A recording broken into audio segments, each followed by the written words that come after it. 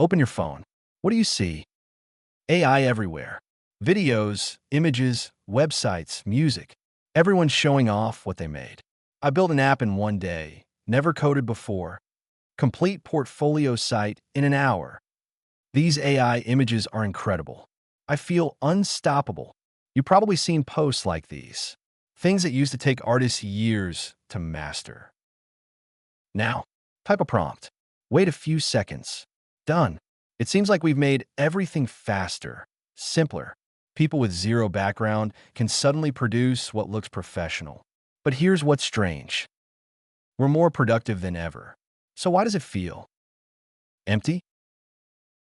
This has created a real problem. It's getting harder to tell what's authentic and what's artificial, what's actually good and what just looks good.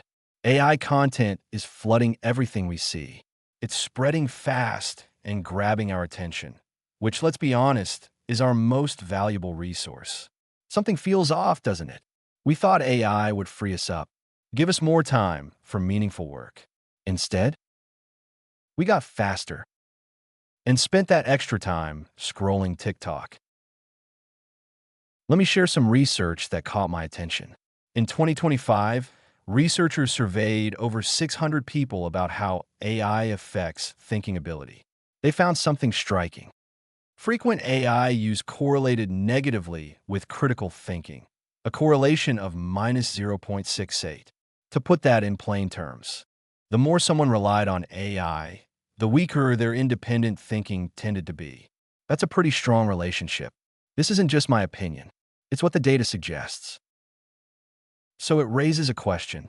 Has AI development veered away from what we hoped it would be? And has this trend of overusing AI already gone places it probably shouldn't? Maybe it's time we thought seriously about boundaries. Not just what platforms or governments should do, but what each of us should do. How do we avoid letting our brains atrophy from outsourcing all our thinking? How do we keep AI as a tool that expands our thinking, instead of replacing it entirely? To answer that, we need to understand something first. Why do the best creators often resist AI the most? When you see artists, writers, or musicians pushing back against AI, your first thought might be, they're scared of being replaced. They can't adapt. They're stuck in the past. But that misses the point entirely. Real creators resist AI not because they're afraid. It's because they understand something most people don't. The value of creation isn't in the output. It's in the process itself. Your brain needs struggle. Let me explain something from neuroscience first. When you invest sustained effort in learning something, really learning it, you're not just gaining a skill. You're literally rewiring your brain, changing its structure, shaping how you think. In 2024, the Journal of Neuroscience published research showing that cognitively demanding learning, just 5 focused attempts, can trigger the same neuroplastic changes in your brain's frontoparietal system as massive amounts of mechanical repetition. That's the part of your brain responsible for complex thinking. But here's the key. It requires cognitive effort. Your brain has to actually work. When you sit with a canvas, struggling to get the light right, you're building new neural pathways. When you revise a melody over and over until it finally clicks, you're not just practicing notes. You're training attention, patience, self-criticism. All of this depends on one thing: struggle. But when AI does it for you, your brain does nothing. No struggle, no new connections. No connections, no growth. You get the result, but you stay exactly the same. There's a researcher at UCLA named Robert Bjork who spent decades studying how we learn. He came up with this concept called desirable difficulties. Basically, the methods that make learning feel harder and slower. Things like spacing out practice, testing yourself, mixing up what you study. Those are precisely what make learning stick. Struggle isn't a bug. It's a feature. It's the mechanism that makes real learning happen. But many AI users completely miss this. They only see the convenience of instant results. They don't realize that in using AI this way, they're the ones being changed. Your brain, your values, how you see the world, all quietly shifting. There's a phrase in English: You'll never be the same again. And there's something else. AI-generated content is spreading like wildfire across every platform. Original creators are still out there, still making work with real soul. But their work is getting buried under an avalanche of AI output. Finding the real stuff as an ordinary person, that's gotten exponentially harder. You need to invest serious time just filtering through it all. This is where we are right now. Achievement comes from, I made this. Now let me talk about the psychology side. Why do humans create in the first place? If it were just about results, you could hire someone else to do it. But we don't. Why not? Because the core motivation isn't the end product. It's expression. Taking something abstract in your head, emotions, thoughts, ideas, and making it real. From a vague idea floating around in your mind to something you can see and touch in the real world. Idea, conception, expression, revision, completion. Every step carries your personal imprint. That's where meaning lives.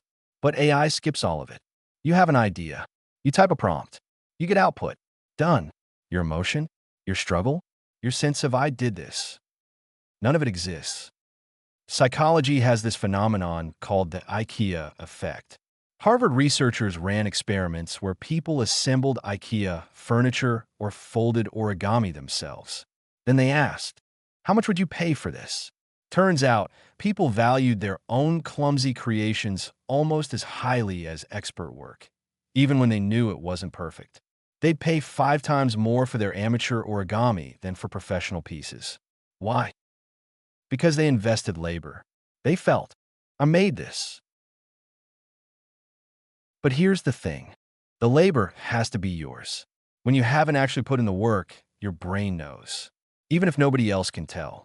That's why AI-generated work feels hollow, even when it looks flawless, even when it's technically perfect. You know you didn't really create it. You just place an order. AI is making cool harder to recognize. There's an irony here. AI was supposed to democratize creation, let more people express themselves. Instead, it's making genuine achievement nearly invisible. Before AI, you could develop your own style through sustained effort.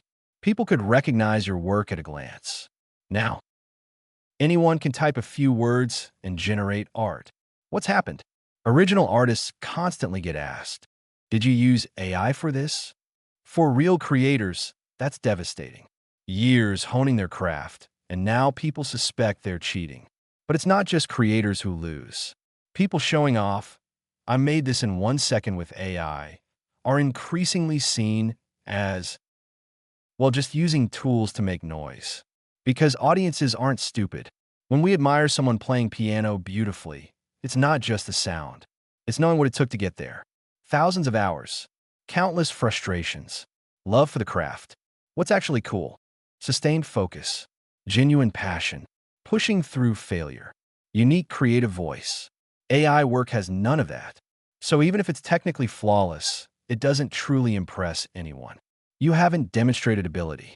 You've just demonstrated you can type. Where AI helps, where it doesn't. But I need to make a distinction here. Not all fields are the same. AI's usefulness depends on 2 things: how open the data is and what kind of task it is. In more open fields, like programming, AI has access to massive amounts of public code, discussions, examples. So it can genuinely help. Same with data analysis. Lots of public data sets, visualization examples. AI can quickly generate charts, spot patterns. These are AI's strong areas. But in relatively closed fields, like specialized law, legal cases aren't all public. Many precedents are restricted. What happens when AI tries to help here?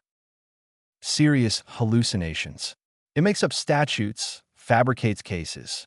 If you lack professional knowledge, you can't tell what's real. Blind trust could lead to serious consequences. Medical diagnosis?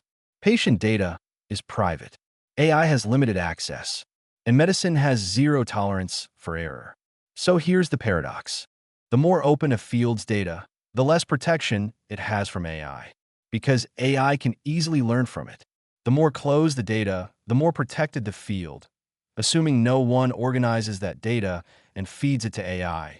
But for artistic creation, the core value isn't technical execution. It's creativity itself. The unique perspective, the unique expression. That's something AI can't truly replicate. At least not yet. So we need to be clear. Where can we safely use AI, and where should we stay vigilant? AI won't make everyone equally powerful. Actually, it might do the opposite. AI is amplifying the gap between people. AI amplifies what you already have. Same ChatGPT. Why do some people use it to learn while others just use it to get answers? Because AI is an amplifier. Think of it like an audio amplifier. If your input signal is clear and strong, the amplifier gives you powerful output.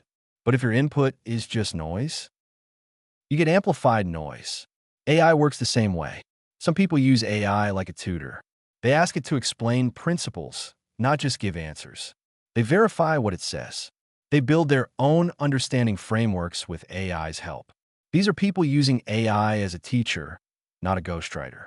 Others use AI as a disposable answer machine. Copy-paste. No verification, no deeper exploration. Next time they hit a similar problem, they're lost again. Using AI as an errand service.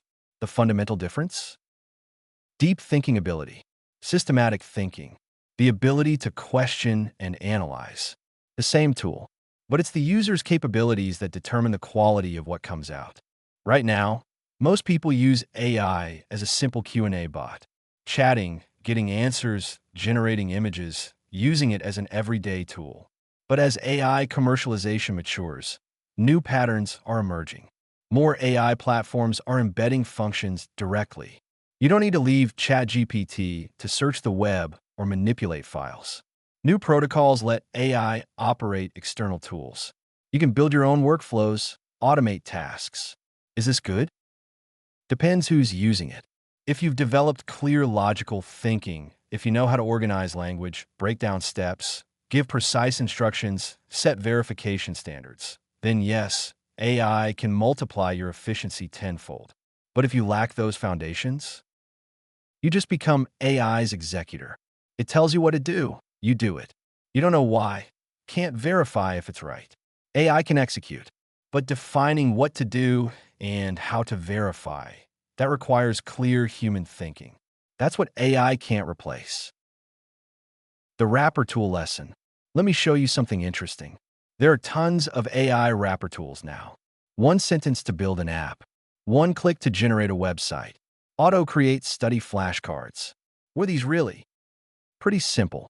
Someone with thinking ability designs a clever set of prompts, connects those prompts to an AI model, packages it as an easy-to-use tool, charges for it.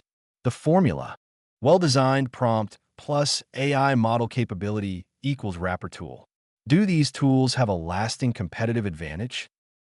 Not really, because the core capability comes from two things. First, the AI model itself. That's controlled by a few big companies. Second, the thinking ability to design good prompts. But that's transferable, replicable. The tool's only moat is, I wrote better prompts than you. That's pretty thin. But what can we learn from this? Independent thinking ability is what actually differentiates people. Think of capabilities as a pyramid. At the bottom, you've got tool usage, AI, software, platforms. That's the easiest to replace. Today's tools might be obsolete tomorrow. Middle tier, domain knowledge, professional skills, industry experience. That could be learned. Top tier, transferable meta capabilities, critical thinking, problem decomposition, systematic thinking. These apply to any domain. Product designers with independent thinking can cleverly apply AI to everything. The key is, even without AI, these people can form their own methodologies in any field. This core capability is transferable, non-outsourceable, and generates lifelong value. Tools change. Thinking ability is the eternal competitive advantage. So, seemingly inefficient effort, building solid foundations, systematic learning, deep thinking, that's actually the most valuable thing you can do. Because those capabilities are what AI can't take away. We've covered AI's impact on the brain, on creation, on capability. Now, the core question: where should ordinary people draw the line with AI? What AI should and shouldn't do? What should AI bring us? Free up productivity? Yes. Let's escape repetitive work. Free up our hands? Yes. Give us more time for what matters. But should AI replace our thinking? No. Should AI replace our experiencing, our loving, our creating? Absolutely not. We like to think humans are rational, but in reality, without clear boundaries and guidelines, AI use often develops toward disorder and excess. Now anyone with a smartphone has access to abundant free AI tools. The question is, has this actually improved people's lives? What I see is this. Most people haven't used AI save time for higher quality living. Instead, they've shifted to consuming on social media. TikTok algorithms train audience tastes, determining what gets views. High frequency, fast, easy, trendy. Deep content. Varied. Let me share a study from 2011. Back then, no AI, just Google. Harvard and Columbia researchers ran experiments. They found when people expect to access information later, they stop remembering the information itself. They only remember where to find it. This was called the Google effect. We outsourced memory. Now it's 2026. We're experiencing the AI effect. We're outsourcing not just memory, but thinking itself. Human behavior has inertia. Someone accustomed to letting AI do their thinking rarely voluntarily chooses deep thought instead. When results become easy to get, when knowledge feels cheap, people subconsciously devalue it. You've probably heard these questions. Why learn languages? I have ChatGPT to translate. Why learn editing? AI can generate videos, right? Why struggle with music? Have AI generate it. Why pay for apps? Just have AI make one. Why learn to draw? Studios are using AI art anyway. Behind all these is the same misconception. We don't learn languages, painting, music, writing for results. We do it for expression. And expression is a crucial source of human joy. Psychologists Ryan and Deci proposed self-determination theory. They found human happiness requires satisfying three basic psychological needs. First, autonomy. I choose, I decide. Second, competence. I can do it, I have capability. Third, relatedness. I'm connected with others. AI can improve efficiency, sure, but it strips away the first two. You lose autonomy because AI is deciding. You lose competence because you haven't truly done it. That's why efficiency goes up, but happiness goes down. When people criticize this perspective, they often say, resistance is pointless. This is the trend. Okay, let's talk about trends. Historically, every technological shift had people worried. Socrates opposed writing, said it would destroy memory. Was he right? Partly. We did lose powerful oral memory skills. People worried calculators would ruin arithmetic. Were they right? Yes. Mental math ability has declined. People worried GPS would kill our sense of direction. Were they right? Yes. Many people can't navigate without apps now. So the question isn't, will we lose capabilities? We will. The question is the trade-off worth it? For calculators, worth it. We lose mental arithmetic, gain the ability to solve complex problems. Good trade. For AI and creativity, I think it's not worth it, because what we're losing, thinking ability, meaning in creation, autonomy, is more fundamental than what we're gaining. Speed and convenience. Those capabilities aren't just tools. They're what make us who we are. If this trend leads to human originality being trampled, effort being devalued, thinking being outsourced, is this really the trend humanity needs? Can actually bring happiness? These questions are worth thinking about seriously. The growing divide.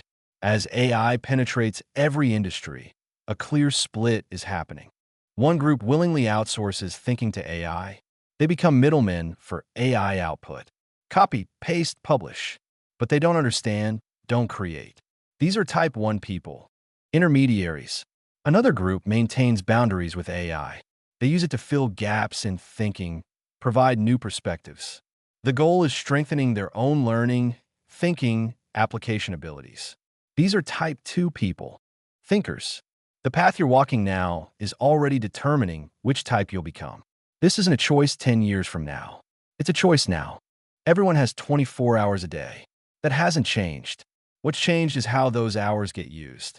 If you're spending large chunks of time mindlessly scrolling, passively receiving information, outsourcing all searching and thinking to efficient AI, what's your brain power actually being used for? This might be the fundamental reason more people feel deeply bored, lacking activities that require substantial, focused mental effort. Too much time spent rapidly switching between shallow web pages and entertainment. Attention fragmented. Thinking ability fragmented. The result: people are easily excited by quick hits, just as easily bored. Losing patience. Unable to enter deep states.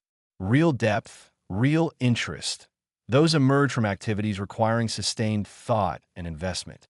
But people are losing the ability to enjoy those. Deep thinking is exercise for the brain. Thinking ability is like muscle. It needs deliberate, sustained practice to strengthen. Because it's growth, the process might feel uncomfortable. You might encounter resistance, but the rewards are clear. Remember Robert Bjork's research on desirable difficulties? Those tasks that make you feel challenged are precisely what make your brain grow. Struggle isn't what you should avoid. Struggle is what you should embrace. In the AI age, people who choose to continuously exercise their mental capacity will keep their brain active, keep their thinking sharp. They'll maintain clarity. They'll find genuine, steady-flowing satisfaction. The choice ahead. AI has already entered ordinary people's lives. We can't predict exactly how it'll unfold.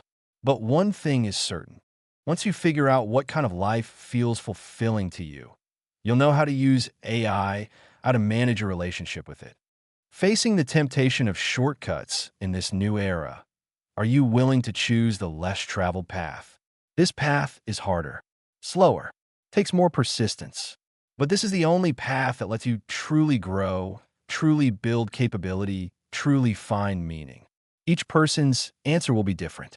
But at least before you choose, you should understand what you're choosing and what you're giving up. AI isn't going anywhere. That's reality. But you get to decide. Will you use AI to amplify your thinking, or will you let AI do your thinking for you? So here's my question for you.